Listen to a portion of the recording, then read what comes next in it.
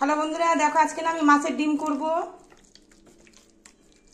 এটা আমি বড়া করে তরকারি করে নেব। তেলটা গরম হয়ে গেছে, এবার আমি বড়াগুলো ভেজে নেব।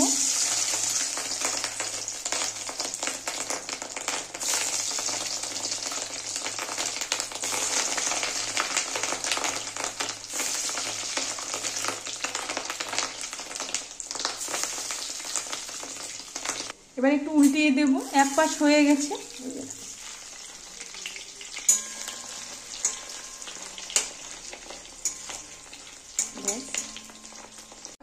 বড়াগুলো ভেজে আমি তুলে নিয়েছি। তেলটা গরম হয়ে গেছে, দুটো আমি তেজপাতা দেব। মশলাটা করে রেখেছি, আদা, জিরা, পেঁয়াজ, রসুন বাটা, হলুদ গুঁড়ো, কাঁচা লঙ্কা বাটা। মশলাটা আমি দিয়ে দেবো এখন। লবণ দেব। এবার আমি একটু কাশ্মীরের লঙ্কার গুঁড়ো দেব। এটা ভালো করে কষিয়ে নেব।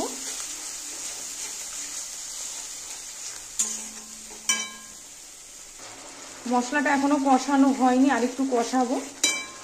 দেখো মশলাটা কষানো হয়ে গেছে, এবার একটু জল দিয়ে দেবো আমি।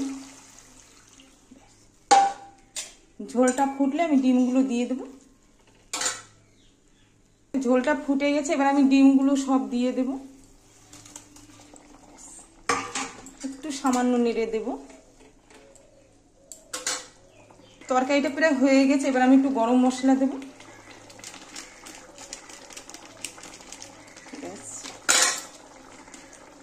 হয়ে গেছে, এবার আমি নামিয়ে দেব।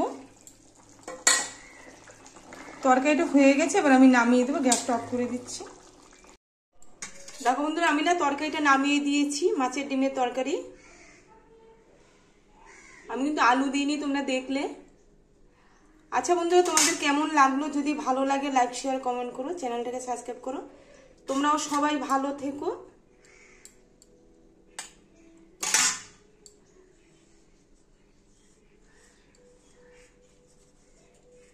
আচ্ছা তাহলে রাখলাম, টাটা।